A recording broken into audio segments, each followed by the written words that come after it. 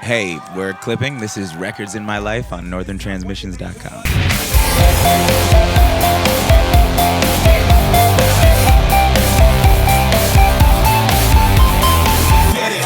Get it in, when the stash low, when it's no cash. Get it in, and you ride, no L's, no tax. And she looking like you ain't gon' smack. But she got her legs up on the dash. Shorty's haters tell get that work, make that work. Get that work, make that work. So, I mean, you guys have a really interesting eclectic sound. Give us, is there a record or a couple of records which you guys bonded over or had something in common which wanted you to form the project? There's probably too many answers to that question. Like, we all listen to a lot of music and share a lot of music and love a lot of the same things. The record that I always think of as being the kind of what I think of as our like immediate predecessor is that Saul Williams record that Trent Reznor produced, which I think is just a phenomenal record, and I love it so much. And I believe was never released on vinyl and is digital only, which kind of breaks the format You're of this. welcome. But it's a really good record that nobody ever talks about. That Niggy Tardust album? Yeah. It's really good. So many great things on that, and so many great sounds and great ideas. What was the name of the record? I didn't hear. The Inevitable Rise. The Inevitable Rise and Fall of Niggy Tardust. Yeah. A lot of weird time signatures, a lot of really noisy sounds. Yeah, it's cool. It's a cool album. Terrific. It just occurred to me that though, if you were to aggregate like a favorite album by this band, one that we all like completely 100% agree on, I bet it's The Mind of Mannie Fresh. Yeah, that is one of my absolute favorite albums. Which is so funny because it's like, it's just the one we all, I mean, everything else is like one of us likes more than the other one, or one of us might not like. But that one, I think we all agree on. There are a lot of records that I think we all like, but you know, in terms of like a record that we can all agree would be like somewhere in each of our top 10 or whatever list of records, like, I don't know, or even in the top 20, top 100, somewhere up there, like, for all of us is probably The Mind of Mannie Fresh. Even the skits on that record are good. They're so good. They're the best.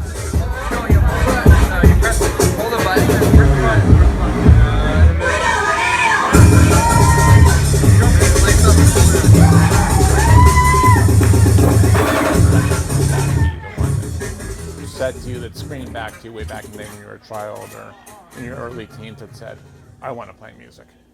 Well, I remember I had a music class in elementary school that like kids would bring in records to, like bring in songs, and it was usually like, you know, New Kids on the Block and things like that. And I brought it. My dad had a lot of listened to a lot of classical music, and that's mostly what I grew up on.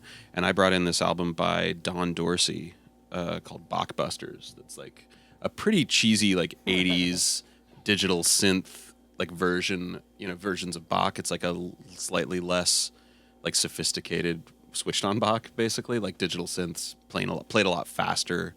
And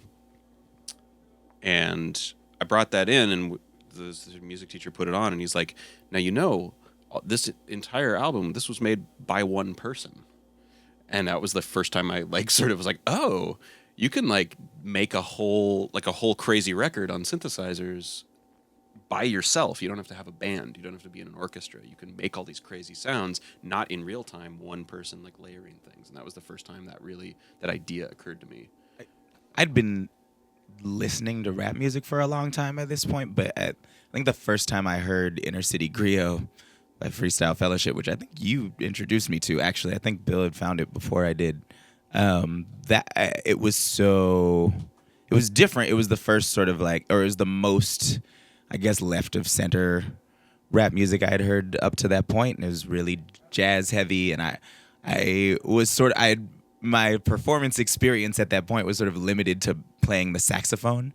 And so like when I was fantasizing about being a performer, I was like playing the saxophone, even though I was not good at playing the saxophone. In 8th grade, you played Feliz Navidad for the whole school. I did.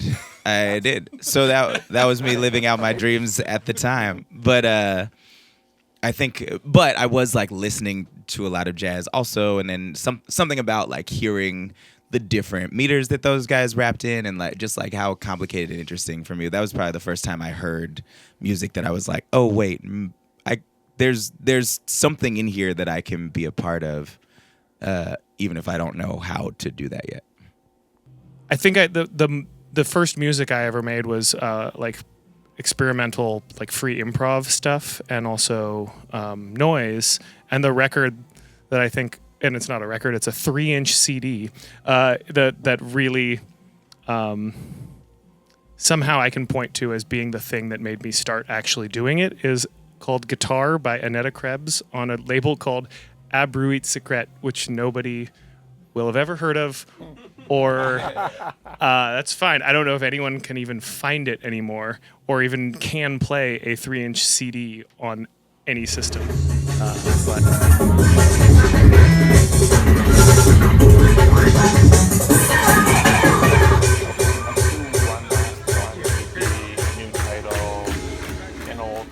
But that we should be listening to. I would recommend my favorite rapper, like currently working, the person who I'm most excited about the new music they're putting out is Mozzy, Mozzy. Fake Famous is his new album. It's fantastic, and he had a single called "I'm a Gangster" a couple months before that album. It was just like a loose track, and that's like absolutely my favorite track so far this year. And I don't expect to hear a better song this year. It's a great album. He's a great rapper. That song's incredible.